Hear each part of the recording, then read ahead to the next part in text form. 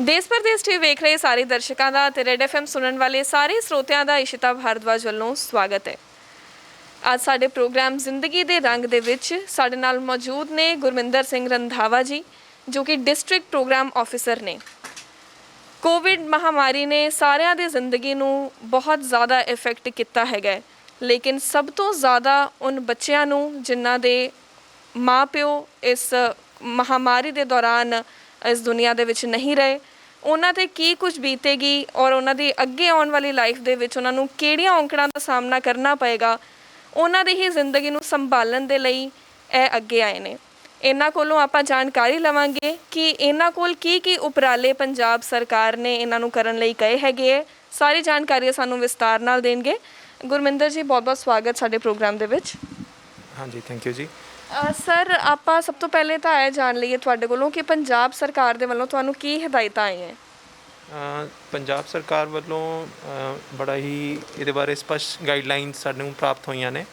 ਉਹਦੇ ਵਿੱਚ ਸਭ ਤੋਂ ਪਹਿਲਾਂ ਜਿਹੜੀ ਬਹੁਤ ਇੰਪੋਰਟੈਂਟ ਚੀਜ਼ ਹੈ ਕਿ ਡਿਊਰਿੰਗ ਕੋਵਿਡ ਇੱਦਾਂ ਦੇ ਬਹੁਤ ਕੇਸਿਸ ਹੋਏ ਹੋਣਗੇ ਕਿ ਜਿੱਥੇ ਬ੍ਰੈਡ ਅਰਨਰ ਦੀ ਡੈਥ ਹੋ ਗਈ ਜਾਂ ਮਦਰ ਦੀ ਡੈਥ ਹੋ ਗਈ ਜਾਂ ਫਾਦਰ ਦੀ ਡੈਥ ਹੋ ਗਈ ਜਾਂ ਦੋਨੋਂ ਦੀ ਹੀ ਡੈਥ ਹੋ ਗਈ ਔਰ ਬੱਚਾ ਇਸ ਟਾਈਮ ਦੁਨੀਆ ਵਿੱਚ ਇਕੱਲਾ ਹੈ। ਸੋ ਸਭ ਤੋਂ ਪਹਿਲੀ ਜਿਹੜੀ ਚੀਜ਼ ਹੈ ਉਹ ਹੈ ਡੇਟਾਬੇਸ ਕਲੈਕਟ ਕਰਨਾ। ਅਸੀਂ ਡੇਟਾਬੇਸ ਕਲੈਕਟ ਕਰਵਾ ਰਹੇ ਹਾਂ ਕਿਉਂਕਿ ਇਹ ਬੜੀ ਇੱਕ ਅਨਫੋਰਚੂਨੇਟ ਚੀਜ਼ ਹੁੰਦੀ ਹੈ when a child is alone. ਇਹ ਬੜਾ ਕਹਿਣਾ ਔਨ ਪੇਪਰ ਬੜਾ ਈਜ਼ੀ ਲੱਗਦਾ ਹੈ ਕਿ ਅਸੀਂ ਇੱਕਦਮ ਜਾ ਕੇ ਕਿਸੇ ਕੋਲੋਂ ਡੇਟਾ ਉਸੇ ਵੇਲੇ ਕਲੈਕਟ ਕਰ ਲਾਂਗੇ, ਕਿਉਂਕਿ ਜ਼ਰੂਰੀ ਨਹੀਂ ਹੁੰਦਾ ਕਿ ਜਿਹੜੇ ਨਾਲ ਦੇ ਉਹਦੇ ਰਿਲੇਟਿਵਸ ਨੇ ਜਾਂ ਜਿਨ੍ਹਾਂ ਕੋਲ ਬੱਚਾ ਇਸ ਟਾਈਮ ਹੈ ਜਾਂ ਬੱਚਾ ਖੁਦ ਅੱਗੇ ਨਹੀਂ ਆ ਸਕਦਾ, ਤਾਂ ਇਹਨੂੰ ਥੋੜ੍ਹਾ ਟਾਈਮ ਲੱਗਦਾ। ਸੋ ਟੈਕਨੀਕਲੀ ਸਾਡਾ ਜ਼ਿਆਦਾ ਕੋਸ਼ਿਸ਼ ਇਹ ਹੈ ਕਿ ਕੋਈ ਵੀ ਬੱਚਾ ਪਹਿਲਾਂ ਸਾਡੇ ਡੇਟਾਬੇਸ ਦੇ ਵਿੱਚ ਨਾ ਰਹਿ ਜਾਵੇ। ਕੋਈ ਵੀ ਬੱਚਾ ਜਿਹੜਾ ਜਿਸ ਦੇ ਪੇਰੈਂਟਸ ਇਸ ਟਾਈਮ ਇਸ ਦੁਨੀਆ ਵਿੱਚ ਨਹੀਂ ਹਨ, ਅਸੀਂ ਟਰਾਈ ਕਰ ਰਹੇ ਹਾਂ ਕਿ ਅਸੀਂ ਉਹ ਡੇਟਾ ਫੈਚ ਸਭ ਤੋਂ ਪਹਿਲਾਂ ਕਰੀਏ ਔਰ ਉਸ ਤੋਂ ਬਾਅਦ ਜਿਹੜੀ ਅਗਲਾ ਪ੍ਰੋਸੀਜਰ ਹੈ ਉਹ ਅਸੀਂ ਸਟਾਰਟ ਕਰਾਂਗੇ। ਤੇ ਸਰ, ਹਾਲੇ ਤੱਕ ਤੁਸੀਂ ਕੋਈ ਅਡੋਪਟ ਇੱਦਾਂ ਦੇ ਕੀਤੇ ਹੈਗੇ ਆ ਬੱਚੇ, ਅਤੇ ਜੇ ਕਰ ਲਏ ਹੈਗੇ ਆ ਤਾਂ ਕਿੰਨਾ ਡਾਟਾ ਹੈਗਾ ਤੁਹਾਡੇ ਕੋਲ? ਸਾਡੇ ਕੋਲ ਜਿਹੜੀ ਇਨੀਸ਼ੀਅਲ ਸਟੇਜਸ 'ਤੇ ਡੇਟਾ, ਜੇ ਗੱਲ ਕਰੀਏ ਜਲੰਧਰ ਦੇ ਵਿੱਚ ਅਪਰੋਕਸੀਮੇਟਲੀ ਸਾਡੇ ਕੋਲ 67 ਬੱਚਿਆਂ ਦਾ ਡੇਟਾ ਆ ਰਿਹਾ ਹੈ ਔਰ ਪਲੱਸ ਅਸੀਂ ਹੋਰ ਬੱਚਿਆਂ ਦਾ ਵੀ ਡੇਟਾ ਕਲੈਕਟ ਕਰ ਰਹੇ ਹਾਂ। It is in process. ਅਸੀਂ ਆਪਣੇ ਆਂਗਨਵਾੜੀ ਵਰਕਰਸ ਐਂਡ ਹੋਰ ਡਿਪਾਰਟਮੈਂਟ ਜਿਹੜੇ ਅਲਾਈਨਡ ਨੇ ਉਹਨਾਂ ਕੋਲੋਂ ਇਨਫੋਰਮੇਸ਼ਨ ਅਸੀਂ ਲੈ ਰਹੇ ਹਾਂ। ਐਂਡ ਇਸ ਤੋਂ ਇਲਾਵਾ ਜਿਹੜਾ ਵੀ ਕੋਈ ਫਰਦਰ ਡੇਟਾ ਆਉਂਦਾ ਜਾਏਗਾ ਅਸੀਂ ਉਸ ਲਿਸਟ ਨੂੰ ਅਪਡੇਟ ਕਰਦੇ ਰਹਿੰਦੇ ਹਾਂ। ਉਹ ਲਿਸਟ ਵਿੱਚ ਸੈਗਰੀਗੇਟਿਡ ਲਿਸਟ ਨੇ। ਜੇ ਕੋਈ ਮਦਰ ਦੀ ਡੈਥ ਹੋਈ ਹੈ ਜਾਂ ਮੇਬੀ ਕਈ ਵਾਰੀ ਸਿੰਗਲ ਮਦਰ ਸੀ ਔਰ ਫਾਦਰ ਉਹਨੂੰ ਛੱਡ ਕੇ ਪਹਿਲਾਂ ਹੀ ਜਾ ਚੁੱਕੇ ਸਨ, ਦੈਟ ਆਲਸੋ ਡਿਪੈਂਡਸ। ਕਈ ਵਾਰੀ ਇਹ ਨਹੀਂ ਹੁੰਦਾ ਕਿ ਜੇ ਪੇਰੈਂਟਸ ਹੈ ਤਾਂ ਪੇਰੈਂਟਸ ਆਪਾਂ ਇੱਕ ਇਕੱਠੀ ਐਂਟੀਟੀ ਨਹੀਂ ਲੈਂਦੇ। ਹੋ ਸਕਦਾ ਹੈ ਕਿ ਉਹ ਇਕੱਲੀ ਮਦਰ ਨਾਲ ਰਹਿ ਰਹੀ ਹੋਵੇ, ਪੇਰੈਂਟਸ ਉਹਦੇ ਫਾਦਰ ਚਾਹੇ ਪਹਿਲਾਂ ਜ਼ਿੰਦਾ ਸੀਗੇ ਬਟ ਉਹਦੇ ਨਾਲ ਹੀ ਨਹੀਂ ਰਹਿ ਰਹੇ। ਇੱਦਾਂ ਦੀ ਵੀ ਸਾਡੇ ਕੋਲ ਕੇਸਿਸ ਹੈਗੇ ਆ ਜਿਹਦੇ ਵਿੱਚ ਉਹ ਮਤਲਬ ਵੀ R trying to segregate the data and ਉਸ ਤੋਂ ਬਾਅਦ ਦੀ ਨੈਕਸਟ ਸਟੈਪ ਵੁੱਡ ਬੀ ਕਿ ਉਹਨਾਂ ਦੇ ਰਿਲੇਟਿਵਸ ਨਾਲ ਔਰ ਜਿਨ੍ਹਾਂ ਕੋਲ ਬੱਚੇ ਹੁਣ ਹੈਗੇ ਆ, ਫਿਰ ਅਸੀਂ ਉਹਨਾਂ ਦੇ ਕੰਸੈਂਟ ਲੈ ਕੇ ਕਿ ਆਰ ਦੇ ਵਿਲਿੰਗ ਕਿ ਉਹਨਾਂ ਨੂੰ ਛੱਡਣ ਲਈ, ਕਿਉਂਕਿ ਇਹ ਵੀ ਬੜੀ ਇਨੀਸ਼ੀਅਲ ਹੁੰਦਾ। ਮੰਨ ਲਓ ਜੇ ਕਿਸੇ ਚਾਚੇ ਦੇ ਨਾਲ ਰਹਿ ਰਿਹਾ ਬੱਚਾ ਜਾਂ ਕਿਸੇ ਭੂਆ ਕੋਲ ਰਹਿ ਰਿਹਾ, maybe she is willing right ਨਾ ਉਹਨੂੰ ਰੱਖਣ ਦੇ ਵਿੱਚ, ਤੋ ਵੀ ਕੈਨ ਨਾਟ ਈਵਨ, ਕਿਉਂਕਿ ਜ਼ਿਆਦਾਤਰ ਉਹਨਾਂ ਨੂੰ ਇਹ ਹੁੰਦਾ ਕਿ ਅਸੀਂ ਅਜੇ ਨਹੀਂ ਕਿ ਮਤਲਬ ਮੰਨ ਲਓ ਡੈਥ ਹੋਈ ਹੈ ਤਾਂ ਦੇ ਵੁੱਡ ਨਾਟ ਵਾਂਟ ਕਿ ਸਾਡਾ ਬੱਚਾ ਇੱਕਦਮ ਸਾਡੇ ਤੋਂ ਚਲਾ ਜਾਵੇ। ਅਤੇ ਸਰ, ਜਿਹੜੇ ਨਿਊ ਬੋਰਨ ਬੇਬੀਜ਼ ਹੈਗੇ ਆ ਜਿਨ੍ਹਾਂ ਦੇ ਹੁਣ ਨਹੀਂ ਹੈਗੇ ਪੇਰੈਂਟਸ, ਉਹਨਾਂ ਨੂੰ ਜਦੋਂ ਤੁਸੀਂ ਅਡੋਪਟ ਕਰੋਗੇ ਤਾਂ ਫਿਰ ਨੈਕਸਟ ਫਰਦਰ ਅਡੋਪਸ਼ਨ ਲਈ ਜੇ ਕੋਈ ਅੱਗੇ ਆਉਂਦਾ ਹੈ ਤਾਂ ਕੀ ਲੀਗਲ ਫੋਰਮੈਲਿਟੀਜ਼ ਹੋਣਗੀਆਂ ਤੁਹਾਡੇ ਸ਼ੈਲਟਰ ਹੋਮ ਤੋਂ ਉਹਨਾਂ ਤੱਕ ਜਾਣ ਦੇ ਲਈ? ਜੀ, ਉਹਦੇ ਵਿੱਚ ਇੱਕ ਪ੍ਰੋਪਰ ਪ੍ਰੋਸੈਸ ਹੁੰਦਾ। ਉਹਦੇ ਬਾਰੇ ਗਾਈਡਲਾਈਨਸ ਅਸੀਂ ਹਦਾਇਤਾਂ ਜਿਹੜੀਆਂ ਉਹ ਜਾਰੀ ਕਰਵਾ ਰਹੇ ਹਾਂ। ਉਹ ਇੱਕ ਅਡੋਪਸ਼ਨ ਦਾ ਇੱਕ ਡਿਫਰੈਂਟ ਪ੍ਰੋਸੈਸ ਹੈ। ਵੰਸ ਜਿਹੜਾ ਕੋਈ ਵੀ ਬੱਚਾ ਸਾਡੇ ਕੋਲ ਆ ਜਾਂਦਾ ਹੈ, ਉਹਨੂੰ ਸਟੇਟ ਜਦੋਂ ਆਪਣੇ ਕੋਲ ਸ਼ੈਲਟਰ ਦੇ ਦਿੰਦੀ ਹੈ, ਸਾਡੇ ਕੋਲ ਡਿਫਰੈਂਟ ਹੋਮਸ ਨੇ ਇੱਥੇ, ਉਸ ਦਾ ਇੱਕ ਪ੍ਰੋਪਰ ਚੈਨਲ ਪ੍ਰੋਸੈਸ ਹੁੰਦਾ। ਐਡੋਪਸ਼ਨ ਦਾ ਇੱਕ ਕੋਈ ਜ਼ਿਆਦਾ ਲੰਬਾ ਚੌੜਾ ਪ੍ਰੋਸੈਸ ਨਹੀਂ ਹੈ। ਸਰਕਾਰ ਨੇ ਬੜਾ ਈਜ਼ੀ ਪ੍ਰੋਸੈਸ ਕੀਤਾ ਹੋਇਆ ਕਿ ਜ਼ਿਆਦਾ ਹੈਸਲ ਨਾ ਹੋਵੇ। ਇੱਕ ਪ੍ਰੋਪਰ ਏਜੰਸੀ ਬਣੀਆਂ ਹੋਈਆਂ ਨੇ ਉਹਦੀਆਂ, ਜਿਹਦੇ 'ਤੇ ਤੁਸੀਂ ਰਜਿਸਟਰ ਕਰਵਾ ਦਿੰਦੇ ਹੋ। Even if somebody wants to adopt a child, ਉਹ ਇੱਕ ਪ੍ਰੋਪਰ ਇੱਕ ਕਹਿ ਲਓ ਕਿਊ ਬਣਿਆ ਹੁੰਦਾ ਉਹਦਾ, ਜਿਹੜਾ ਬਾਈ ਦੀ ਵਰਚੂ ਆਫ ਮਤਲਬ ਕਹਿ ਲਓ ਉਹਦੇ 'ਚ ਕੋਈ ਮੈਨੂਅਲ ਇਨਫੋਰਮੇਸ਼ਨ ਨਹੀਂ ਹੈ ਕਿ ਸਾਡੀ ਮਰਜ਼ੀ ਨਹੀਂ ਹੈ, ਉਹ ਆਪਣੇ ਆਪ ਹੀ ਚੱਕ ਲਵੇਗਾ। ਵੰਸ ਦੈਟ ਦੀ ਇੱਕ ਬੰਦੇ ਨੂੰ ਬੱਚਾ ਅਡੋਪਟ ਹੋ ਗਿਆ, ਉਸ ਤੋਂ ਅਗਲੇ ਬੰਦੇ ਨੂੰ ਹੋ ਜਾਂਦਾ। ਸੋ ਉਹਦਾ ਇੱਕ ਟੈਕਨੀਕਲ ਪ੍ਰੋਸੈਸ ਹੈ, ਉਹਦੀ ਅਸੀਂ ਹਦਾਇਤਾਂ ਜਾਰੀ ਕਰਵਾ ਰਹੇ ਹਾਂ। ਆਪਾਂ ਅਖਬਾਰ ਦੇ ਵਿੱਚ ਵੀ ਦਿਆਂਗੇ, ਹੁਣ ਵੀ ਵੈਸੇ ਆਲਰੇਡੀ ਵੀ ਦਿੱਤੀਆਂ ਹੋਈਆਂ ਨੇ। ਕਿਸੇ ਵੀ ਟਾਈਮ ਤੁਸੀਂ ਗੂਗਲ ਕਰਕੇ ਸਰਚ ਕਰ ਸਕਦੇ ਹੋ। ਉਹਦੀ ਇੱਕ ਜ਼ਿਆਦਾ ਕੋਈ ਲੰਬਾ ਚੌੜਾ ਪ੍ਰੋਸੈਸ ਨਹੀਂ ਹੈ ਉਹਦਾ। ਜੀ। ਅਤੇ ਸਰ, ਤੁਹਾਡਾ ਆਲਰੇਡੀ ਸ਼ੈਲਟਰ ਹੋਮ ਹੈਗਾ ਹੀ ਹੈ, ਇਸ ਦੇ ਵਿੱਚ ਹੁਣ ਤੁਸੀਂ ਇਹ ਉਪਰਾਲਾ ਵੀ ਕਰਨ ਲੱਗੇ ਹੋ ਤੇ ਖਾਣ ਪੀਣ ਦਾ ਜਾਂ ਹੋਰ ਵੀ ਫੈਸਿਲਿਟੀਜ਼ ਦਾ ਤੁਹਾਡੇ ਕੋਲ ਕੀ ਗਾਈਡਲਾਈਨਸ ਆਈਆਂ ਤਾਂ ਤੁਸੀਂ ਹੋਰ ਆਪਣੇ ਵੱਲੋਂ ਵੀ ਕੀ ਇਨੀਸ਼ੀਏਟ ਕਰੋਗੇ? ਸਾਡੇ ਕੋਲ ICPS ਚਾਈਲਡ ਪ੍ਰੋਟੈਕਸ਼ਨ ਸਕੀਮ ਹੁੰਦੀ ਹੈ ਇੱਕ, ਉਹਦੇ ਵਿੱਚ ਜਿੰਨੇ ਵੀ ਸਾਡੇ ਕੋਲ ਸ਼ੈਲਟਰ ਹੋਮ ਨੇ ਇੱਥੇ ਡਿਫਰੈਂਟ, ਜਲੰਧਰ ਦੇ ਵਿੱਚ, ਈਵਨ ਪੰਜਾਬ ਦੇ ਵਿੱਚ ਅਲੱਗ-ਅਲੱਗ ਸ਼ੈਲਟਰ ਹੋਮ ਨੇ ਫॉर ਗਰਲਸ ਅੰਡਰ 18 ਜਾਂ ਬॉयਜ਼ ਅੰਡਰ 18, ਜਿਹੜੇ 18 ਸਾਲ ਤੋਂ ਛੋਟੇ ਬੱਚੇ ਹੈ ਉਹਨਾਂ ਦੇ ਅਲੱਗ-ਅਲੱਗ ਸ਼ੈਲਟਰ ਹੋਮ ਹੁੰਦੇ ਹੈ। ਕੁਝ ਗਵਰਨਮੈਂਟ ਹੁੰਦੇ ਹੈ, ਕੁਝ ਪ੍ਰਾਈਵੇਟ ਹੁੰਦੇ ਹੈ, ਕੁਝ ਗਵਰਨਮੈਂਟ ਏਡਡ ਹੁੰਦੇ ਹੈ, ਕੁਝ ਬਿਲਕੁਲ ਹੀ ਕਹਿ ਲਓ NGOs ਨੇ, ਪ੍ਰਾਈਵੇਟ ਨੇ, ਬਟ ਦੇ ਆਰ ਰਜਿਸਟਰਡ।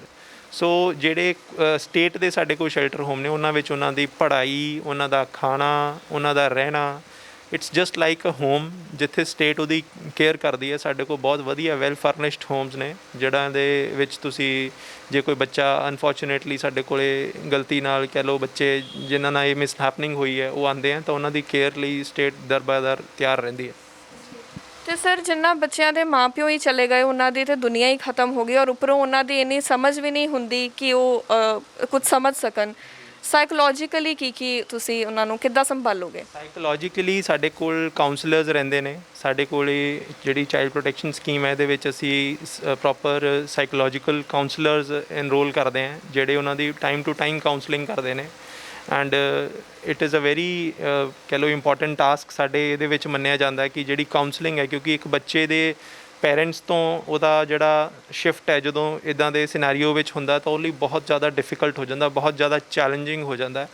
ਇੱਕ ਬੱਚੇ ਨੂੰ ਇਹ ਚੀਜ਼ ਸਮਝਾਉਣਾ ਔਰ ਇੱਕਦਮ ਇੱਕ ਛੋਟੇ ਬੱਚੇ ਨੂੰ ਦੱਸਣਾ, ਉਹਦੀ ਲਾਈਫ ਇੱਕ ਦੀ ਕਹਿ ਲਓ ਹੈਡਸ ਟੂ ਟੇਲ ਹੋ ਜਾਂਦੀ ਹੈ। ਤੋ it is very difficult but we try our best. And ਸਾਡੇ ਜਿਹੜੇ ਕਾਉਂਸਲਰਸ ਨੇ ਇਹ ਉਹਦੀ ਇੱਕ ਬੜੀ ਪ੍ਰੋਪਰ ਉਹਨੂੰ ਮੈਨੇਜ ਕੀਤਾ ਜਾਂਦਾ ਐਂਡ ਪ੍ਰੋਪਰ ਵਿਜ਼ੂਅਲਾਈਜ਼ ਕੀਤਾ ਜਾਂਦਾ, ਉਹਨੂੰ ਦੇਖਿਆ ਜਾਂਦਾ ਕਿ ਉਹ ਚੀਜ਼ ਠੀਕ ਤਰੀਕੇ ਨਾਲ ਨਿਭਾ ਸਕੇ। ਉਹਦੀ ਟਾਈਮ ਟੂ ਟਾਈਮ ਸੈਸ਼ਨਸ ਹੁੰਦੇ ਆ, ਫਿਰ ਉਹਦੀ ਇੱਕ ਪ੍ਰੋਗਰੈਸ ਰਿਪੋਰਟ ਜਾਂਦੀ ਹੈ ਜਿੱਥੇ ਸਾਨੂੰ ਜੇ ਕੋਈ ਦਿੱਕਤ ਆ ਰਹੀ ਹੈ ਤਾਂ ਵੀ ਆਲਸੋ ਐਕਨੋਲੇਜ ਦੈਟ ਥਿੰਗ ਔਰ ਉਸ ਚੀਜ਼ ਨੂੰ ਟੈਕਲ ਕਰਨ ਦੀ ਕੋਸ਼ਿਸ਼ ਕਰਦੇ ਹਾਂ।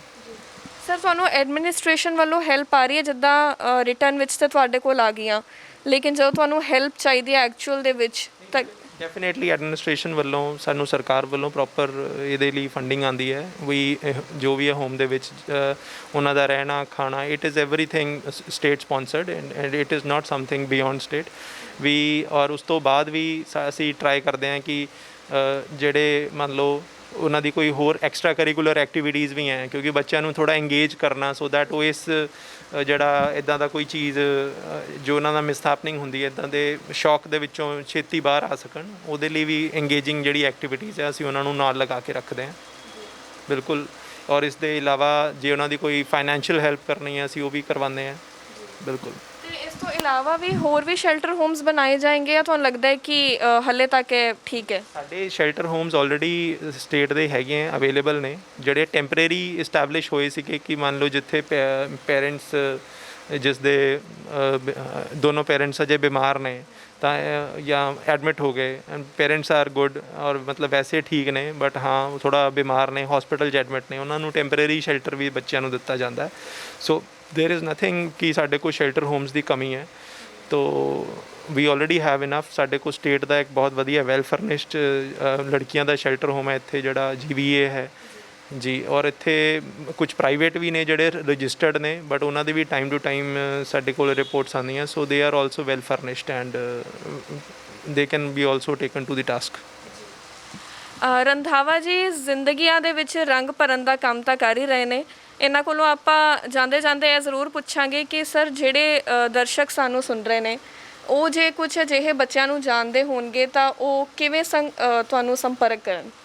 ਸਾਡੀ you can also email at our departmental website and ਉਹ ਮੈਂ ਤੁਹਾਡੇ ਨਾਲ ਸ਼ੇਅਰ ਵੀ ਕਰਵਾ ਦਾਂਗਾ। ਤੁਸੀਂ ਲਿੰਕ ਦੇ ਵਿੱਚ ਤੁਸੀਂ ਉਹਨੂੰ ਸੈਂਡ ਕਰ ਸਕਦੇ ਹੋ। And even at any time Jalandhar administration the site ਹੈ ਉਹਦੇ ਉੱਤੇ and Jalandhar administration the Facebook page ਹੈ। ਸਾਡੇ DC ਸਾਹਿਬ ਬਹੁਤ ਐਕਟਿਵ ਰਹਿੰਦੇ ਨੇ ਸੋਸ਼ਲ ਐਕਟਿਵ ਦੀ ਜਿਹੜੀ ਸਾਈਟਸ ਦੇ ਉੱਤੇ ਵੀ ਕੋਈ ਇਨਫੋਰਮੇਸ਼ਨ ਆਉਂਦੀ ਵੀ ਟੇਕ ਇਟ ਵੈਰੀ ਸੀਰੀਅਸਲੀ ਕਿਉਂਕਿ ਅੱਜ ਕੱਲ੍ਹ ਜਿਹੜਾ ਸੋਸ਼ਲ ਆਪਣੇ ਕਹਿ ਲਓ ਸਾਈਟਸ ਹੈ ਉਹਦਾ ਜ਼ਮਾਨਾ ਹੈ, ਉਹਦੇ ਉੱਤੇ ਕੋਈ ਵੀ ਇਨਫੋਰਮੇਸ਼ਨ ਹੁੰਦੀ ਹੈ that travels very fast. So it is a very good ਕਹਿ ਲਓ ਮੀਡੀਅਮ ਜਿੱਥੇ ਅਸੀਂ ਇਸ ਚੀਜ਼ ਨੂੰ ਐਕਨੋਲੇਜ ਕਰ ਸਕਦੇ ਹਾਂ। ਤਾਂ ਤੁਸੀਂ ਕਿਸੇ ਵੀ ਟਾਈਮ 'ਤੇ ਜਲੰਧਰ ਐਡਮਿਨਿਸਟ੍ਰੇਸ਼ਨ ਦੇ ਪੇਜ ਦੇ ਉੱਤੇ ਤੁਸੀਂ ਕੋਈ ਚੀਜ਼ ਇੱਦਾਂ ਦੀ ਇਨਫੋਰਮੇਸ਼ਨ ਹੈ ਜਿਹੜੀ ਤੁਹਾਨੂੰ ਲੱਗ ਰਹੀ ਹੈ ਕਿ ਕੋਈ ਬੱਚਾ ਡੈਸਪਰੇਟ ਚਾਈਲਡ ਇਨ ਨੀਡ ਹੈ ਉਹ ਸਾਡੇ ਕੋਲ ਟਰੈਵਲ ਕਰ ਜਾਂਦੀ ਹੈ। ਬਹੁਤ ਬਹੁਤ ਸ਼ੁਕਰੀਆ ਸਾਨੂੰ ਆਪਣਾ ਸਮਾਂ ਦੇਣ ਦੇ ਲਈ। ਥੈਂਕ ਯੂ ਜੀ। ਥੈਂਕ ਯੂ ਜੀ। ਇਹ ਸੀ ਜੀ ਗੁਰਮਿੰਦਰ ਸਿੰਘ ਰੰਧਾਵਾ, ਜਿਨ੍ਹਾਂ ਨੇ ਸਾਨੂੰ ਬਹੁਤ ਅਹਿਮ ਜਾਣਕਾਰੀ ਦਿੱਤੀ। ਡਿਸਟ੍ਰਿਕਟ ਪ੍ਰੋਗਰਾਮ ਆਫਿਸਰ ਨੇ ਹਰ ਰੋਜ਼ ਕਿਵੇਂ ਉਪਰਾਲਾ ਵਧੀਆ ਤਰੀਕੇ ਦੇ ਨਾਲ ਇਸ ਨੂੰ ਇਨ ਐਕਸ਼ਨ ਲਿਆਇਆ ਜਾਏ ਉਸ ਦੀ ਇਹ ਦੇਖਭਾਲ ਕਰ ਰਹੇ ਨੇ। ਉਮੀਦ ਹੈ ਤੁਹਾਨੂੰ ਜਿਹੜਾ ਪ੍ਰੋਗਰਾਮ ਹੈਗਾ ਉਹ ਵਧੀਆ ਲੱਗਿਆ ਹੋਵੇਗਾ। ਮੈਨੂੰ ਇਸ਼ਿਤਾ ਭਾਰਦਵਾਜ ਨੂੰ ਦਿਓ ਇਜਾਜ਼ਤ। ਨਮਸਕਾਰ।